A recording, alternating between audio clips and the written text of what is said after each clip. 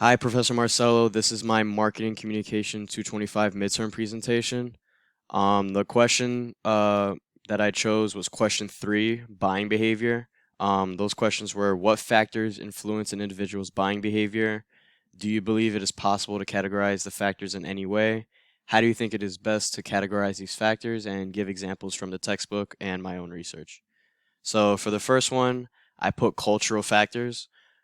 Every consumer is different because, no two people are the same. Everybody has their own unique characteristics, upbringing, and other, factors that play into buying a product.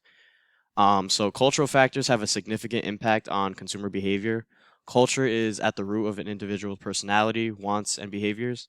As they grow up, children learn basic values, perceptions, and wants from their family and friends and other culturally specific groups. So every person has a different upbringing. Cultural factors include things such as like their values, their wants, their needs, their preferences. Everybody has different preferences. How they see certain things, their perception, and different family members and important people around them influencing their decision making. So Hispanic people may buy different things than a white person, or an Asian person might buy something different than someone that's a Pacific Islander, things of that nature. So for the next one, I have internal factors. Internally, our attitudes, perceptions, learning, and capacity for memory and motivations have a considerable influence. Our individual characteristics such as age, gender, income, personality, and family situation are seen as further determinants of what we choose to pay attention to and ultimately purchase.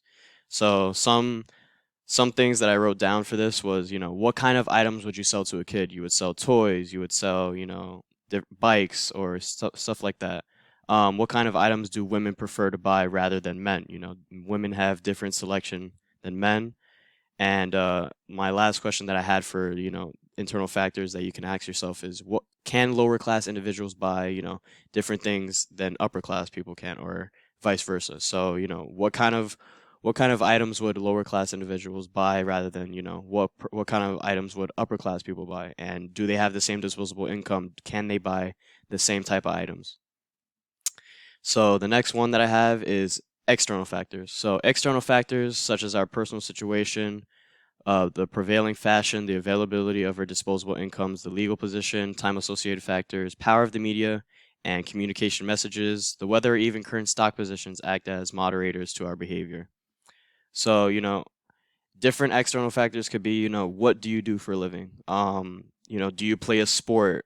What is the economic state of, of your country at that point in time? So, some things that I wrote down for this was, athletes will lean towards buying health brands such as Hyperice and Normatec for recovery. So for me personally, I'm an athlete. I own, a Hyperice product. I own the Hypervolt, which is a massage gun, and that helps me recover and help me, become my best for game time. And the next one I have is for the economy. Economy can also play a factor in how people spend their money. If the economy is in a recession, people would be less likely to spend their disposable income due to the economic state. And I see that as a big factor due to the fact that, people want to save their money. People want to hoard their money because if they spend it and, things go wrong for the economy, that could be a big problem for, people in their future. So the next one, I have other factors. So different factors could be demographic factors, lifestyle factors. So basic demographic factors are traditional discriminators as they are seen to have an effect on purchase decisions. Other aspects such as employment, motivation are used as traditional basis for creating groupings of consumers. Lifestyle is also seen as an important discriminator. Researchers investigate consumer vows. VALS stands for values, activities, and lifestyles, and will frequently give distinct groupings a name that describe these broad characteristics. So different demographics, age, sex, and income. So all of those play a factor in how people, spend their money and how brands market their product to their different consumers. Last but not least, I have an individual's life stage. So life stages can be seen as an important discriminator in how people market their products. The key variables are age, marital commitment, status, career progress, disposable income, and the presence of or absence of children. at each stage of life, consumers have different needs and different levels of disposable income and what they need to satisfy them. So, a person just joining the workforce may have less disposable income than someone who is in their 60s and, is single. Um, a person who may have, a wife and a couple kids may have a different disposable income than someone who just recently retired and, wants to travel, things of that nature. So for categorizing factors, I believe the best way to categorize these factors is to simplify them as best as possible.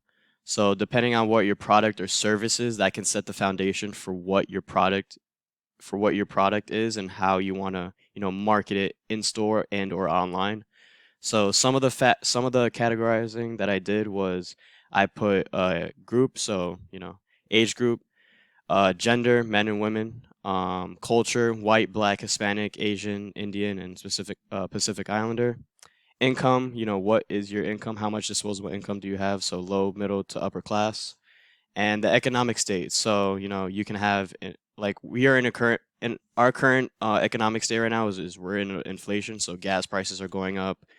Things cost more than usual, and that can play a factor in how people spend their money because people may want to save their money so they can spend it on things that they need. So some questions you can ask yourself, what is the product that I want to push out to my customers? Am I a sports brand? Am I a technology brand? Am I a healthcare brand?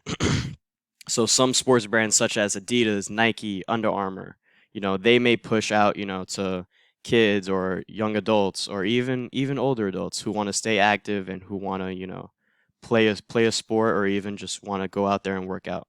Some technology brands such as Apple, Samsung, Dell, even PlayStation, Xbox, those brands are marketing to the people that want to, buy their products. So Apple's known for for their iPhones and their laptops.